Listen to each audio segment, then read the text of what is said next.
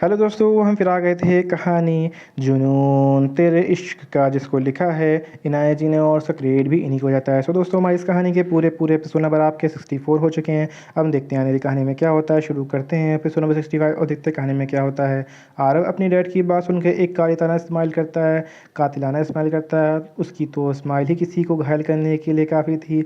उसके गालों में पड़ने वाले डिम्पल और उसकी नीली आंखें किसी को भी अपना दीवाना बनाने के लिए काफ़ी हैं। आरव अपनी पलटन के कान में कुछ कहता है और सारे हाई फाई करते हैं और डेविड स्माइल के साथ अपनी अपनी पार्टनर के पीछे निकल जाते हैं।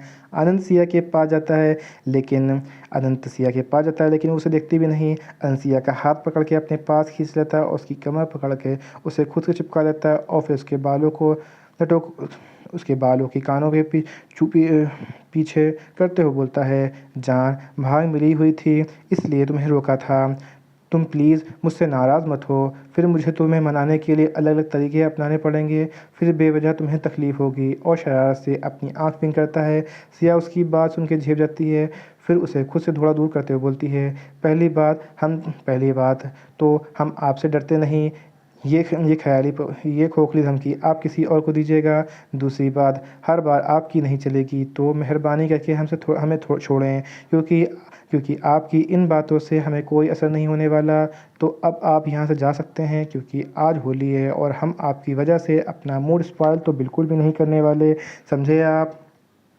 और वहाँ से जाने लगती है। अनसिया को रोकते हुए बोलता है, जान एक बार फिर सोच लो कि कहीं बाद में पछताना न पड़ जाए तुम्हें। सिया की हालत उसकी बातों से ख़राब हो चुकी थी, लेकिन उसने अपने चेहरे को दिखने नहीं दिया और वो उसे इग्नोर करके आगे बढ़ती जा रही थी। आनंद मुस्कुराता हुआ अपने बालों पे हाथ फेरता हुआ सिया की तरफ लंबे लंबे कदम बढ़ा के उसकी ओर चल रहा था और सिया को गोद में उठा लिया। सिया आनंद की हरकत पे हल्के गुस्से से बोलती है, ये क्या कर रहे हो आप, नीचे उतारिए हमें। यहाँ कितने सारे लोग हैं, क्या सोचेंगे हमारे बारे में। पहली बार वो हमारे बारे में ही क्यों सोचेंगे। दूसरी बात, मैंने तुम्हें मौका दिया था, अब भुगतो। अन मुस्कुराता है और सिया को सॉरी बोलता है।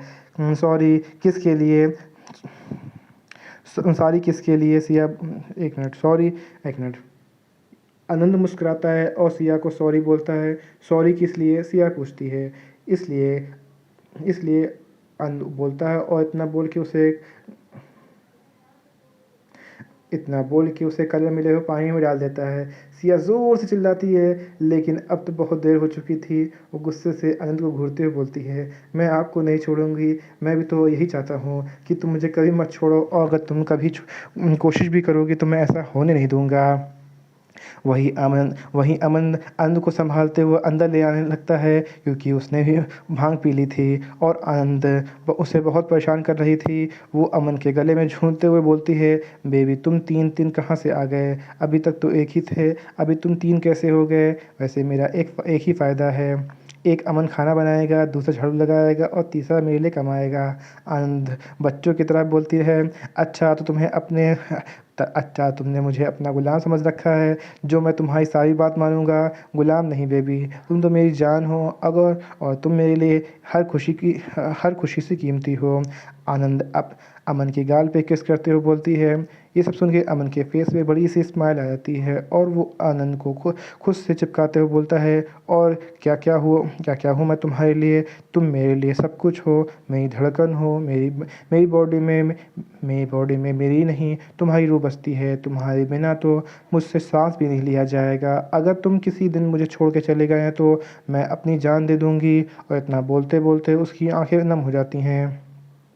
अनम उसे अपने सीने लगाता है और उसकी पीठ सहलाते हुए बोलता है, मैं तुम्हें कभी छोड़ के नहीं जाऊंगा, कभी भी नहीं, कभी तुम जाना चाहोगी तो भी नहीं। और इतना बोल के उसे अपनी गोद में उठा के उसे किचन में ले जाता है, क्योंकि आनंद नशे में की वजह से हल्की नींद में थी। अमन उसे किचन में जाता है और उसे नींबू पानी पिलाता है। लेकिन आनंद मुंह खोल ही नहीं रही थी। अमन अपने मुंह में नींबू पानी भर के उसके होठों पे अपने होठ रख देता है। ऐसा ही सारा पानी उसको मुंह में पहुंचा देता है।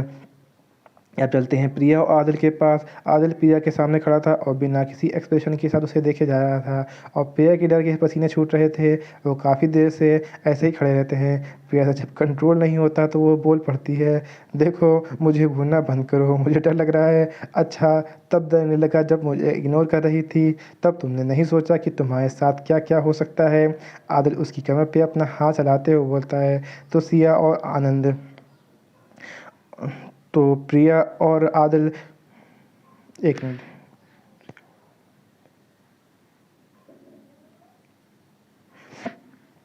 हाँ, आदिल उसकी कमर पे हाथ चलाते हुए बोलता है।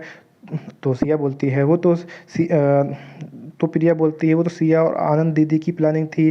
प्रिया बच्चों की तरह बोलती है, अब जब तुमने मुझे इग्नोर कर ही दिया है तो भुगतो। मतलब प्रिया नासमझी से बोलती है, मतलब ये। इतना बोल के आदिल उसे किस करने लगता है। आदिल काफ़ी पैशनेटली से प्रिया को किस कर रहा।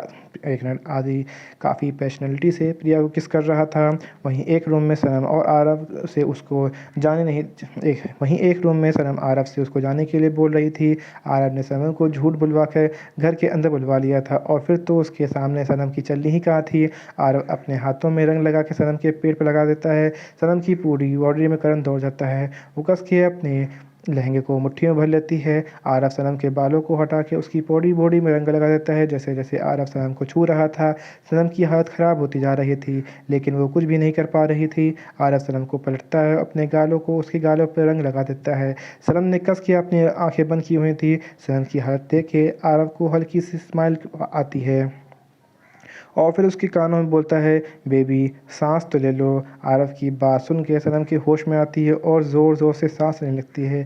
फिर थोड़ा नॉर्मल होकर बोलती है, प्लीज़ जाने दो ना, माँ मुझे ढूंढ रही होंगी। अच्छा, माँ की फ़िक्र है और मेरी नहीं। मुझे इतनी देर से तुम इग्नोर करके रही हो, मेरा क्या हाल हुआ होगा सोचा तुमने। आरव अपनी नाक उसकी नाक पे चलाते हुए बोलता है, अब से मैं आपसे कभी नहीं करूँगी, प्लीज़ अभी मुझे जाने दो।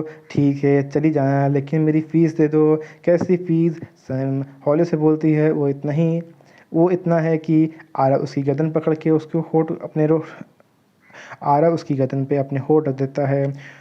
थोड़ी देर बाद सब लोग बाहर लॉन में होते हैं सिवाय आनंद के, क्योंकि वो अभी भी सो रही थी। थोड़ी देर में आनंद माइक लेके सबके बीच में होता है और बोलता है, भाई ये होली उतनी रूखी सूखी होली कौन मनाया करता है। सब उसकी बात पे ज़ोर से चिल्लाने लगते हैं। आनंद आगे बोलता है, तो क्या बोलते हैं सब लोग, एक डांस और हो जाए। सब आनंद को देखते हुए बोलते हैं। सब ज़ोर ज़ोर से हाँ में जवाब देते हैं। आनंद ज़ोर से माइक में बोलता है, म्यूज़िक। इतना मज़ा क्यों इतना मज़ा क्यों आ रहा है, तूने हवा में भांग मिलाया। सब लोग मिलकर डांस कर रहे थे और ऐसे ही पूरा होली सेलिब्रेशन बिना किसी रुकावट के हो जाता है। एक यहीं पे कहानी का एपिसोड नंबर आपका 65 कंप्लीट होता है। सो दोस्तों, मुझे लगता है वक्त है तो मैं इसी में कहानी का एपिसोड नंबर 66 ऐड करता हूँ और देखता हूँ आने वाली कहानी में क्या होता है। शुरू करते हैं एपिसोड नंबर 66 और देखते हैं कहानी में क्या होता है। होली तो सबकी अच्छे से मन जाती है और सब लोग बहुत थक भी जाते हैं, इसलिए रात का डिनर सब करके जल्दी ही सो जाते हैं। नेक्स्ट मॉर्निंग सब लोग फिर से अरेंजमेंट में लग जाते हैं, सिवाय सिया और आनंद के। वो तो अच्छे से रेस्ट कर रहेंगे। आनंद को तो वैसे भी फिक्र हो रही थी कहीं उसकी फ़ोटो अच्छी ना आ जाए, तो आज फिर से सिंघानिया मेंशन को दुल्हन से बनाया गया था। पूरा दिन ऐसे ही काम में निकल जाता है। सुबह से रात हो जाती है, मेहमान आना शुरू हो गए थे। मिस्टर सिंघानिया और अमन मिलकर सभी गेस्ट का वेलकम कर रहे थे। आदिल और सिया के पेरेंट नहीं थे, इसलिए उनके पेरेंट की सारी जिम्मेदारी अमन के पेरेंट्स को निभानी थी। वहीं अनंत के रूम में उसने पूरे रूम की हालत ख़राब कर रखी थी।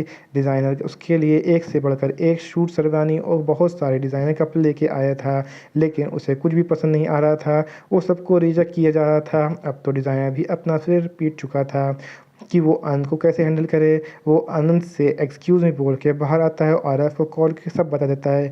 थोड़ी देर में आरव डिज़ाइनर के साथ उसके रूम में था और उस रूम को आंखें बड़ी बड़ी की देख रहा था। ये सब क्या हो रहा है और ये है, अभी तक तुम रेडी क्यों नहीं हो, आरव ने आनंद से पूछता है। देख ना अनारकली, ये कपड़े कितने बोरिंग है, मैं क्या पहनूँ मुझे समझ नहीं आ रहा है। ये कपड़े बहुत अच्छे हैं और तुम पर बहुत अच्छे लगेंगे, तो तुम जल्दी से रेडी हो जाओ, मुहूर्त का टाइम होता जा रहा है। आरव की बात सुन के मुँह फुला के बैठ जाता है और बोलता है, एक तो ये डिज़ाइन पता नहीं कैसे कपड़े लाया है, मेरे पास एंगेजमेंट के लिए कपड़े नहीं हैं और तुम भी मुझे ही दाद दिखा रहे हो।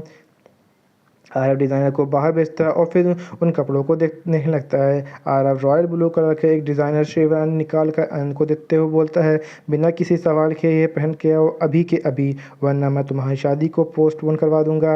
आरव की बात सुन के अनंत सिर पे पैर रख के भागता और जल्दी से चेंजिंग रूम में चला जाता है। अनंत जब चेंज करके आता है तब तक आदिल और अमन भी वहाँ आ गए थे और वो उसे मुँह फाड़े देख रहे थे। उसको ऐसे देख के अनंत बोलता है, मैंने बोला था ना कि ये कपड़े अच्छे नहीं हैं, लेकिन अनारकली तूने सुनी ही नहीं। अब देख ये दोनों कैसे मुझे देख रहे हैं। उसकी बात सुन के दोनों अपना सिर पीट लेते हैं और उसे पकड़ के आईने के सामने खड़ा कर देते हैं। अनंत खुद को उन कपड़ों में देख के बहुत जेलसी फील कर रहा था, क्योंकि सच में बहुत ज़्यादा डैशिंग लग रहा था। उसके गोरे रंग पे ब्लू कलर का एकदम जम रहा था। थोड़ी देर में सारे बॉयज़ रेडी होके नीचे हॉल में आते हैं। सब लोग उनको आंखें फाड़े देखे जा रहे थे, क्योंकि सारे ही लुक में बहुत एक दूसरे को टक्कर दे रहे थे। आनंद को लाके वहीं हॉल में सोफे पर बैठा देते हैं। पंडित जी दादी को बोलते हैं कि दुल्हन को बुला लीजिए, सगाई का मुहूर्त हो गया है। दादी हाँ बोलती है। वो जैसे ही कुछ कहने की होती है कि उसकी नज़र सीढ़ों से आती हुई अपनी बेटियों पर पड़ जाती हैं। सिया ने ब्लू कलर का आनंद की मैचिंग का लहंगा पहना हुआ था, जिसमें वो बहुत प्यारी लग रही थी। सारी गर्ल्स आसमान की से उतरे हुए चाँद की तरह लग रही थी। सिया को लाके अनंत के पास बैठा दिया जाता है। सिया को देख के अनंत का गला सूख रहा था। ऐसा ही कुछ हाल बाकी लड़कों का भी था, पर अभी कोई कुछ कर भी नहीं सकता था। अमन की मॉम आकर अनंत और सिया की तलक करती हैं और अनंत की गोद में कुछ चीज़ रखती हैं। उसके बाद आरव की मॉम आके उन दोनों का तिलक करती हैं और सिया के कुछ गिफ्ट देती हैं। उसके बाद रिंग लाई जाती है और दोनों की रिंग एक्सचेंज करते हैं। पहले सिया अनंत को रिंग पहनाती है और उसके बाद अनंत सिया को रिंग पहनाता है और सब ज़ोर ज़ोर से क्लैपिंग करते हैं। थोड़ी देर बाद आनंद माइक लेके स्टेज पे होता है और थोड़ी देर बाद आनंद माइक लेके स्टेज पे होती है और सब लोगों को वहाँ पे आने का शुक्रिया करती है। आनंद आगे बोलती है, अरे भाई सगाई इतनी रूखी सूखी हजम नहीं हो रहा।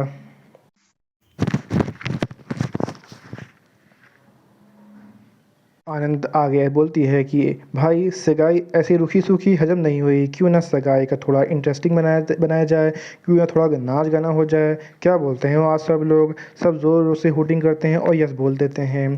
हॉल की लाइट ऑफ हो जाती है और सिर्फ एक स्पॉट लाइट जल जाती है, जिसमें सनम, प्रिया और आनंद खड़ी हुई थी और गाना प्ले होता है, बैकग्राउंड म्यूज़िक। तीनों गर्ल्स एक साथ, आज है सगाई सुन के लड़की भाई तीनों गर्ल्स एक साथ, आज है सगाई सुन लड़की के भाई, ज़रा नाच के हमको दिखा, कुड़ी की तरह ना शर्मा, हाय। ये पूरा गाना चल रहा था। थोड़ी देर में सब लोग ऐसे ही डांस करते रहते हैं और अनंत और सिया कभी जम के डांस करते हैं। सारे मेहमान खा के अपने अपने घर चले जाते हैं। घर के मेंबर्स भी खाना खा के अपने अपने रूम में चले जाते हैं। इस तरह सिया और अनंत की सगाई भी कंप्लीट होती है। यहीं पे कहानी का एपिसोड नंबर आपका 66 कंप्लीट होता है। तो दोस्तों आपको एपिसोड नंबर 66 कैसा लगा हमें कमेंट करके ज़रूर बताइए। कहानी कोई ऐसा अंश ऐसा भाग जो आपको समझ में ना आया हो, आपको और पता लगा हो, तो भी हमें कमेंट करके ज़रूर बताइए। कहानी अच्छी लगी तो उसको लाइक कीजिएगा, शेयर कीजिएगा, चैनल को सब्सक्राइब करिएगा, ताकि आपको हमारी आने वाली अगली वीडियो तक आसानी से पहुँच सके। सो दोस्तों हम फिर मिलेंगे एक नई वीडियो के साथ, एक नए एपिसोड के साथ। तब तक के लिए मुझे इजाज़त दीजिए। धन्यवाद दोस्तों।